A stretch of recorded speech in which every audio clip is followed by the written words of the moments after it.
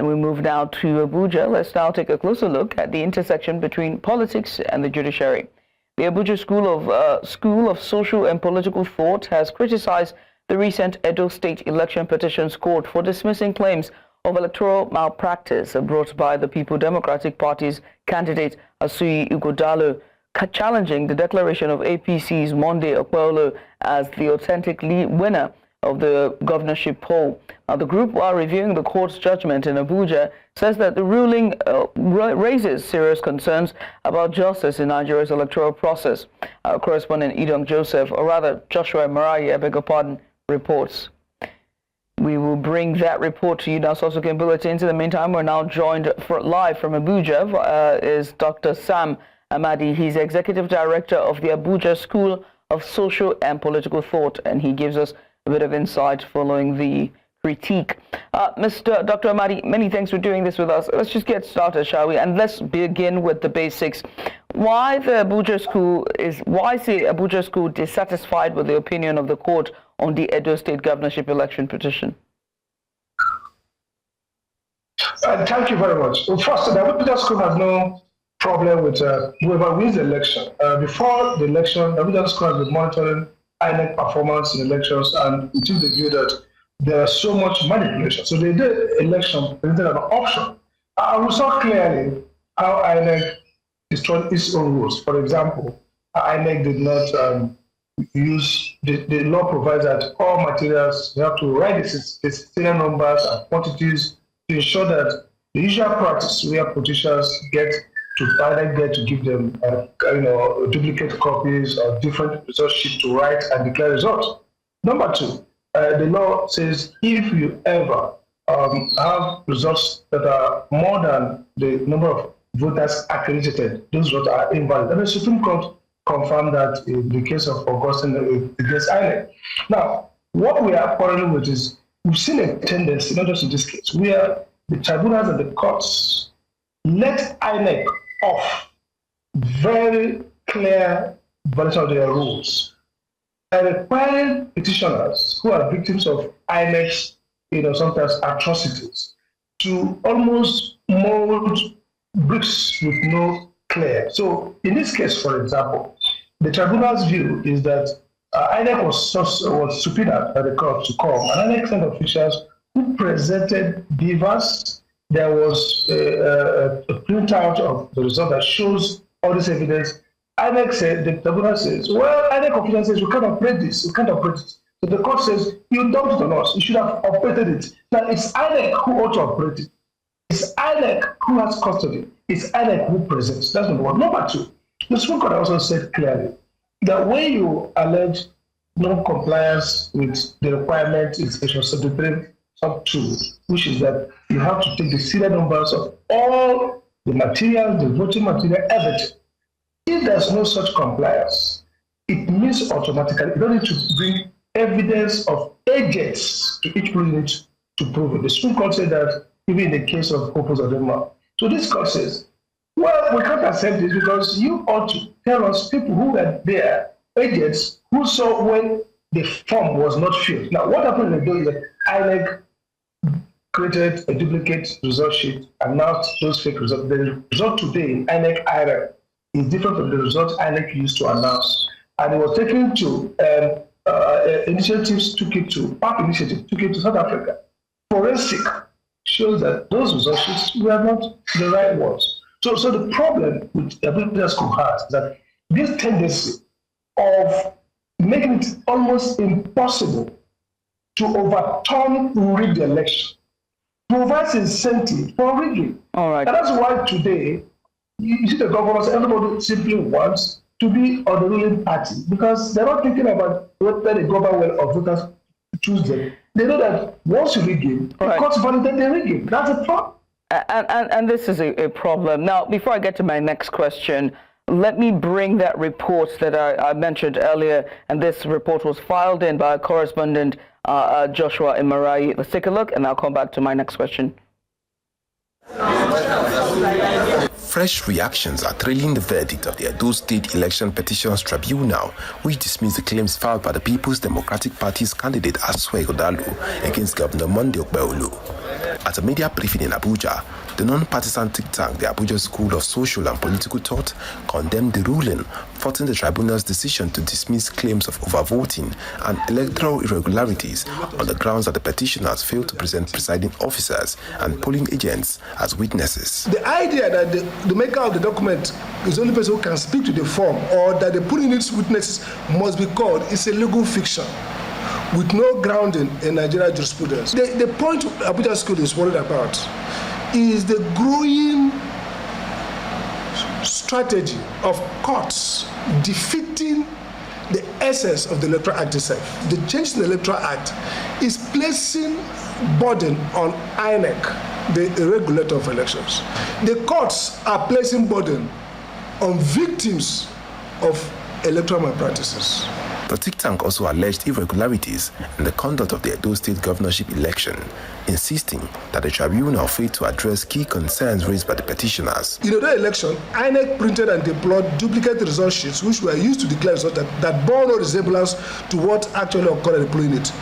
This was, of course, established by TAP Initiative. TAP Initiative did extensive work and took the results to a forensic examiner in South Africa, and they confirmed that those were duplicates, they are not the real relationship. They, however, urged that immediate actions and systemic reforms be taken to ensure that critical issues of electoral irregularities are promptly addressed. What we are seeing today is that INEC has usurped the right of citizens to elect their leaders by declaring fake results. And the implication of that is that electoral tribunals are now enabling INEC to continue to usurp the people's power and play rough through a crippling technicality that is wrongly applied. There is no reason why any one of us should be excited about going out to vote in 2027 if these things are not addressed. In view of any potential appellate action by petitioners over the Edo State election, the Abuja School of Social and Political Thought echoed the words of the Roman statesman that let justice be done even though heaven fall. In Abuja for News Central, I am Joshua Imarayi. And many thanks to Joshua Marai there for that report. It's back to you, Dr. Sam Amadi. With that report and with your earlier submission, it begs to ask the question of what exactly would have been the definition of justice in this matter? Good question. You see, the electoral jurisprudence is that justice should be that which gives back voters the right to choose their leaders. And so what that means is, now, if, as is shown clearly by the documents before the court, that there's a discrepancy, the procedure which the law has provided to safeguard the integrity of the electoral process was not followed.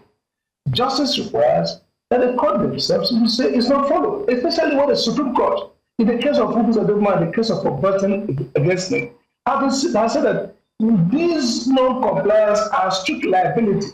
You don't need to always say that you should bring every agent in all the polling units to look. In the US, we saw the case in America.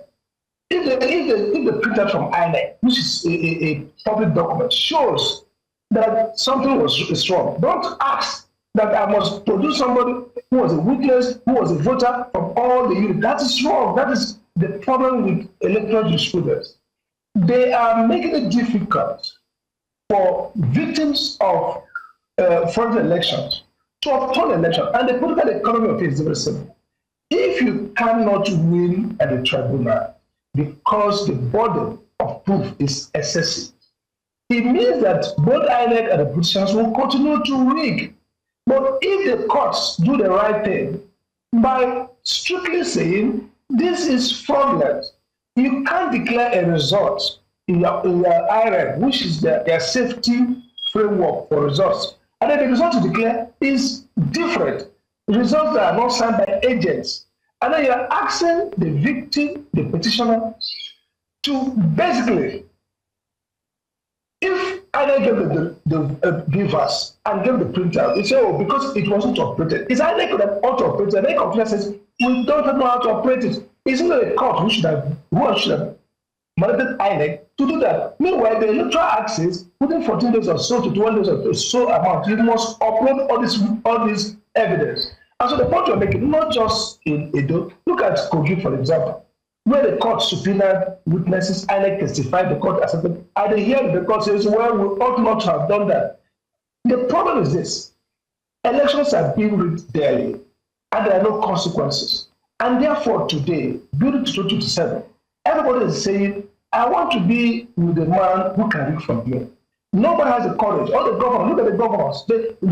They're not thinking about it. If I govern well and campaign well, I win the election. Everyone is saying, maybe we need to follow Mr. President, who allegedly or the thing controls the INEC, and therefore will stay in power. This will damage our democracy as Abuja School. Dr. Amadi. Yeah. Dr. Amadi, you're saying the quiet part. Do I dare say that you are saying the quiet part out loud? Because Absolutely. Before this administration came in, there was a lot of question about, the interpretation of that very clause on who should exactly win the elections. And we saw the electoral petition for the tribunal petition for the presidential election led by Mr. Peter Obi and the Labour Party. And that, do you think that has set precedence in what we're seeing with other electoral petitions after the presidential election? I think in a way, yes. But again, if you look at the Supreme Court decisions, there's so much inconsistency. And the way the courts below apply these rules, like I said, in the case of Uzodinma, the Supreme Court Justice Okoro says that once you allege this non-compliance and you provide the evidence documentary on the face of it, you don't need witnesses, agents to prove them. So sometimes these tribunals misapply these rules. They go to the Court of Appeal, Supreme Court, and somehow the Supreme Court of Appeal accepts it. There are two things speaking. One, and this is important, we shouldn't allow people to be sworn in while cases are pending before them. So it creates a moral hazard. Some people I feel 2 years, 1 year, the status quo and the difficulty of uprooting a government. It's one aspect. The second aspect we are saying. Speaking of moral, if you don't. Speaking of moral hazard and approaching, democracy, since you're here and you are the head of the Abuja School of Thought, we might as well draw attention to the Supreme Court's ruling on the political crisis in Rivers State that eventually laid the groundwork for the declaration of a state of emergency. How do you weigh on the crisis in Rivers State very quickly, because we're pressed for time? Oh, no, very clearly. If you look at what the social administration is doing now, he is organizing marches. He is appointing local government chairman. He is acting like a governor. There is no emergency. This is not an emergency intervention. If there was a crisis, as Mr. President claimed, that needed some kind of extraordinary measure, the social administrator will be keeping peace, not making civil appointments, acting like a governor. So what happened in Rivers State was that there was a deliberate, politically motivated uprooting of a democratic government to replace a democratic government with an unelected person who is carrying on. There's no crisis. He has not taken any security action. He's taking civil action, appointing the government chairman, swearing them in, following with NBA, organizing protests. So it's just tragic uprooting of elected leader and supplanting with unelected person. There is no emergency, and this administrator is not acting like somebody who came to address an emergency. He is acting as if he is an elected governor, so they just uprooted one governor and put another governor unelected. It's just a tragedy, and that's part of the constitutional aberrations we are dealing with now.